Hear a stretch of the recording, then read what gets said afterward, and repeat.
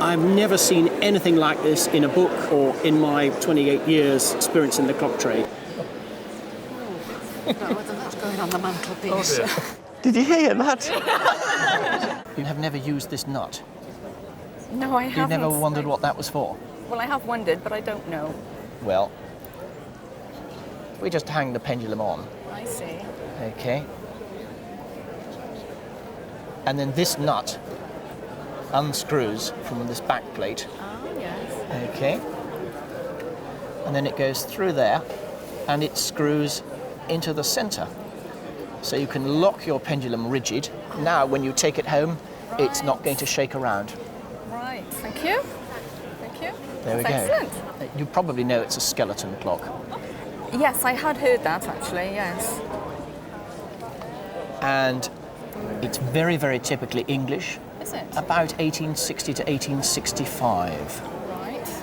We made numerous different models of skeleton clocks. Yes. And this one is actually rather better viewed from behind because you can see the architectural plates working a bit better there. Yes. And you've got 3 feet to each plate. Yes. So 6 feet altogether.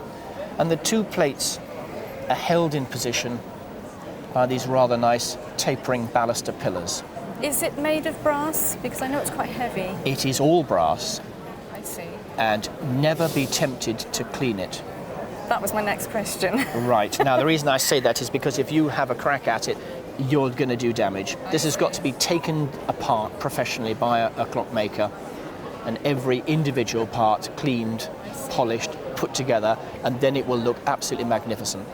But never be tempted to use any sort of abrasive on it, because all that happens is it will tarnish again. I see. And although the front's slightly faded, you can see that the back has a lovely, lovely grain of rosewood. Yes. It is rosewood. It is rosewood, yes. So there's also a provision here for a glass dome. Do you have that or not? I do have a dome. It doesn't fit it properly. It isn't the correct one. I'm afraid it's cracked. But it is undercover. It does keep the dust off. Right. Worth your while having it cleaned. Is it? Yeah. Right. Which wouldn't be too expensive, but have you any idea of a figure? Well, I had it valued with a house clearance. It belonged to my father. But when my mother died, I had someone to come and have a look, and it was only valued at about £150. 150? Yes. Well, realistically today, at auction, and I have to say at auction because it's not in retail condition at the moment, No. it would still make close to £1,000. Really? Yeah. By the time the movement had been cleaned and overhauled and polished, and you had a nice dome for it, it would certainly be retailing for in excess of 2,000. Is it really? So, Well, I am surprised. Thank you very much. Thank you. That is excellent. 30 years ago, when I got married, I saw it in the house in Scotland. Right. And you put it under your arm and went away with it, right? I always thought how pretty it was. What, is that what appealed to you, how pretty it was? Yes. Has it ever worked? On and off, but not reliable. Yeah, I can see it's not really in condition to go at the moment. No. It's a lyre clock, a lyre-shaped clock, signed by a Paris maker called Cozard. He was known to be working in Paris as early as 1770, perhaps even earlier than that. And it actually says on the dial, horloger du roi, in other words, clockmaker of the king. But I don't believe this clock was made at that time. It's sometime later, probably around about the 1820s, a time really of King Louis Philippe, really, we're looking at. So hence he's got horloger du roi on there. I rather suspect he wasn't around at the time. He might well have died by then, and it might be somebody reviving his name, so it's not the original Cozard. Apart from that, it is a stunningly pretty clock. The pendulum can actually be seen here moving. If I move it myself, it moves behind there with this wonderful ring of paste here. So that's what it really glitters and shines. Well, it would do if it was clean, Yes. and it would look very beautiful when it was going. The rest is the lovely blues of porcelain. It's a really stunning sort of looking piece. Have you ever thought, though, what it would look like if it was really cleaned up? Or would you want it to be? Yes, I'd love it to be. Right. Well, the reason I say this is all these mounts here, this beautiful sunburst up here, all this gilt work here, all this can be taken off and cleaned by a clockmaker. But I do warn you, when it comes out, it will be a bright, bright gold in colour. Yes. And what I suggest you do is you make certain you like the look of that, because if you have it done and you don't like it, you will have to live for another 150 years to see it back in this condition. Yes. So that's the only bit of warning I give you there. Yes. Apart from that, it could be made to go quite well just by having the movement cleaned, and then it could, and you don't have to do the case. So that's very much a personal choice. It's Yes. not really doing any damage at the moment. What's also lovely, if you look at the hands, Yes. the hands mirror the shape of the clock. They're also lyre shaped. I didn't notice that before. As to value, well, currently I think it's worth £2,500. Certainly a very, very pretty clock indeed, and pity not to see it working. Yes. So maybe I can persuade you to go and have it done. I think that's a good idea. Excellent. Thank you. Oh, isn't that charming? Yes. Absolutely lovely. Look at all these little cherubs all the way around, sides, two on the back, another one there, and one on the top. Yes. Isn't that beautiful? Yes, it is. Yeah, lovely. Do you have it working at home? Well, yes, I did, but a child played with it while I was out and dropped it. Well, let's see what's actually been done. Let's open it up. Show It's around so it, yeah. tiny. Oh no, I can see that the balance is broken. The little balance Yes. that goes like that with the hairspring is broken. That's going to be an expensive repair. But it's such a sweet little thing. It's in gilt metal. The Yes. enamel is Yes. just so beautiful. Yeah. Do you know which country it comes from? Paris. Do you think so? It was bought in Paris. It was bought in Well, it was Paris. bought in Paris by father for mother. And it was always, as far as I know, in the family. And father thought it was French. Well, we don't know whether it is. I have to say that it's very strange because on the bottom it has the anchor mark with GB. It's Gustav No, Becker, really? which is German. Oh, really? So he bought it in France, but it's definitely, Definitely certainly German. the case is certainly Yes. German. Well, even in this condition, Yes. what do you Yeah. think? What do you think Oh. of the price? Oh, well, how much would you say it was worth without the repair? Well, in this condition, I think it would still fetch close on £1,000. Would it? Yeah. Well, I thought about that, really. Do you know, I've seen many fascinating lighthouse clocks over the years, but this one is very, very intriguing. Let's just take what I call the head of the lighthouse, in other words, that is above the gallery. And we have an 8-day French movement in here, and then moving around to the back, we have an aneroid barometer, and then flanking on either side, twin thermometers. Now, for all intents and purposes, that is absolutely standard.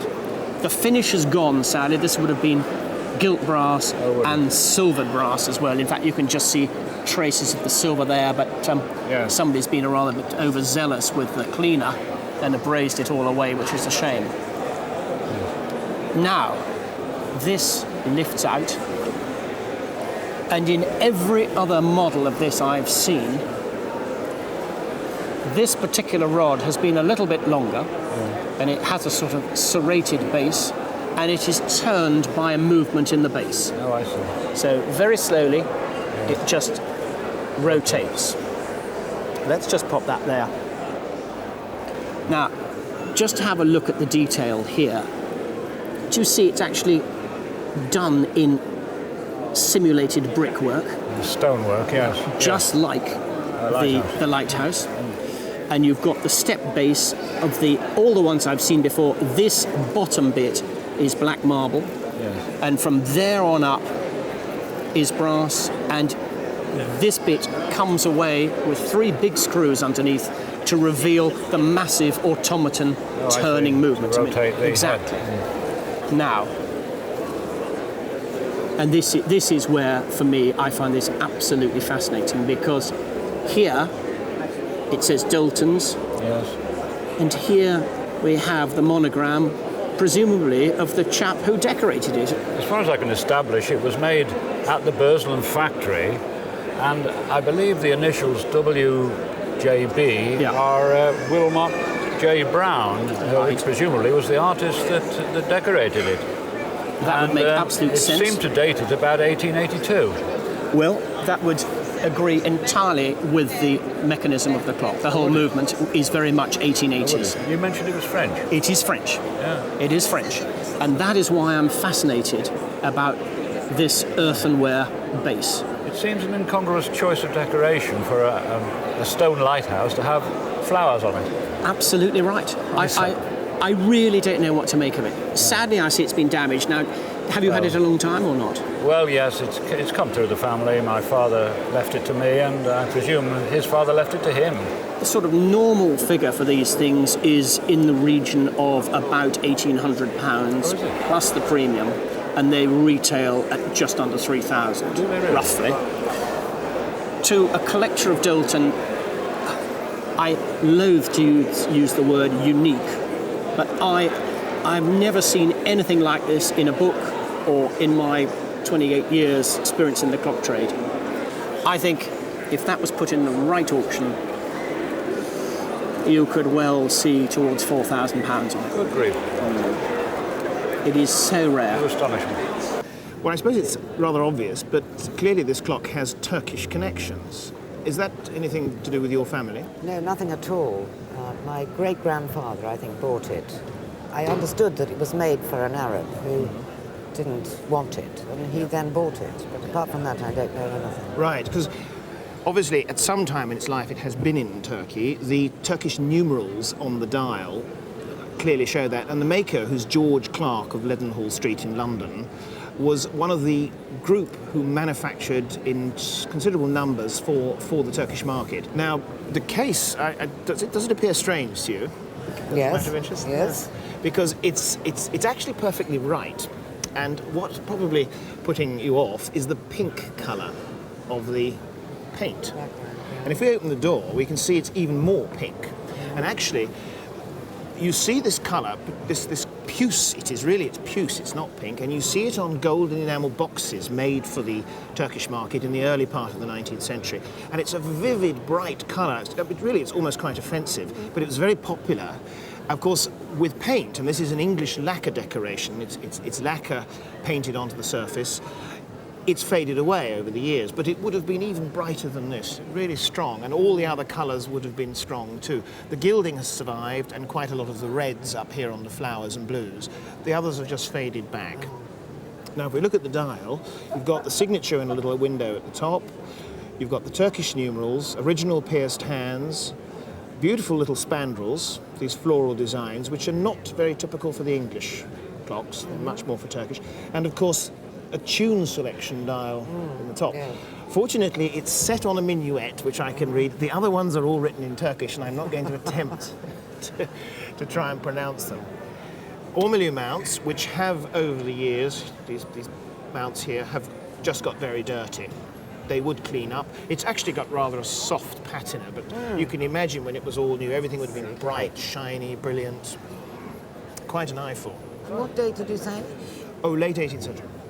In the back, we've got the signature, the full signature of Mr. Clark, and of course, the musical movement. It's a three-train movement with a verge escapement. So I'll just see if we can get some music. I suspect that it's probably a long time since it was clean, and it may be a little slow.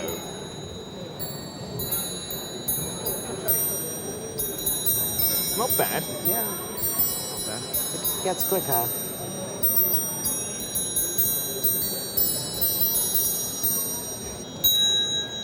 And finally striking the hours. Wonderful. Well, I have to say that I've not seen one this small in a painted case for some time. So I suppose I'd probably have to say that a minimum on this would be 5,000 or 6,000. Really? Probably closer to 10. Really? That's very interesting. Well, I think you've brought me in a programme first, because I don't recall ever having had a Japanese bracket clock in all the years the show's been running. The interesting thing about this clock, first of all, is its case. Now, I've always been led to believe that it's made out of something called chitan wood, to get that pronunciation right. And that was a wood used in Japan, and particularly for clock cases of this type. Now, the way it comes out of the case, of course, as you know, is by taking out the doors. The back and the front come out, both of them. The clock then should just pop out. You know? It's almost hiding one's light under a bushel, isn't it? It's a beautiful mechanism. Now, it's not signed, they very seldom are, which makes it quite difficult to date. But I think we'd be safe if we said around about 1800. Do you understand the principle of Japanese timekeeping pre-1880? What we've got here, they had, rather like the Byzantians, they had an equal number of hours in the day and the night. But of course, the trouble is that as the year goes on, technically the night gets longer and the day gets shorter and vice versa. So the hand is fixed and the dial turns. But these little black and silver plaques, which are engraved with the numerals, they are movable. So every fortnight, I think it was about every fortnight, the clockmaker, the Japanese clockmaker, came around and he moved those to give you the same number of hours, although they were longer hours, for instance, in the day, in the summer, and shorter hours in the winter. But they could actually be moved and slid round to give you the correct hour for the time of the year. And there are two small dials at the top for the calendar. Another unusual feature about this clock, which is known but is fairly scarce, is the fact that it's actually pendulum operated. Usually, these small clocks have a balance wheel underneath the dial. Also on the back plate, you've got the striking mechanism, again, which is not according to the English traditional system of 1 to 12. It strikes a series of hours. But it's a very odd thing to find here in Lincoln. Where did you get it? Well, the story we have from my late mother was that her father bought it just after the First World War, about 1920, from an auction in Harrogate. And that's as much as we know about it. You don't remember what he paid, do you? No idea. No idea. Well, it's a nice thing now. I mean, it's particularly good. It's a particularly fine one, and it's in good condition. I think you've probably got to reckon it's going to be 3,000 or 4,000. That's going on the mantelpiece. Oh dear. Yes. When you see a box that has these unusual latches at the front and a nice, pretty handle at the top, when you open it, you usually find a little surprise. And in this case, we're certainly not disappointed. It's a little jewel inside. So how did it get into your family in the first place? It goes back to about 1940, and the family lived in this area, which is a mining area. But the clock, it was after an air raid, and he looked out, everything was desolate, and that was sticking out of the soil. So, just to recap, it was basically found sitting at the top of a pile of rubble on a bomb site. Bomb site, yeah. That's extraordinary, really, when you think about it. The first thing is that it's signed by Leroy of Paris. Yes, I see and Leroy that. was a very good carriage clock maker. Not only did he make a good quality movement, but he also made a spectacularly good quality case. And this case is called a gorge case, G-O-R-G-E, and it's noted for the mouldings which go from the centre of the sides of the case to the top, rather beautifully. And that's extra quality. Not only that, but it's engraved and then it's gilded on top, so that's good quality, okay. But the engraving is particularly good. But it doesn't stop there, because underneath we've got this little lever here. Yes. And this lever can have it on strike or on silent. But there's another little thing as well, which is rather nice, because carriage clocks of this date, they tend to strike on a gong, but this one strikes on a bell. And bell-striking carriage clocks are much more desirable than gong-striking ones, because they make a much prettier noise. We can hardly hear it, can we? No. But it's much I've prettier tried than a it, gong. The other nice thing about this carriage clock is that it strikes the quarters as well as the half hour, as well as the hour. And quarter striking carriage clocks, otherwise known as petite sonnerie carriage clocks, are unusual. They're not super rare, but they're unusual. One last thing. If you look along the sides of the plates there, Yes. there's another signature. Have you seen that before? No, I haven't got It says that. Leroy and Fils of Palais Royal, Paris. And that's a sign of Leroy's better quality. Is it? Yeah, because it costs more money to sign the plates. So they're proud of their movement. So they're signing it down the sides of the plates. And it's just an extra sign of quality. It has got a value. At auction today, you would have to pay between £3,000 and £5,000 for it. Good gracious. So that's quite good, isn't it? Did you hear that?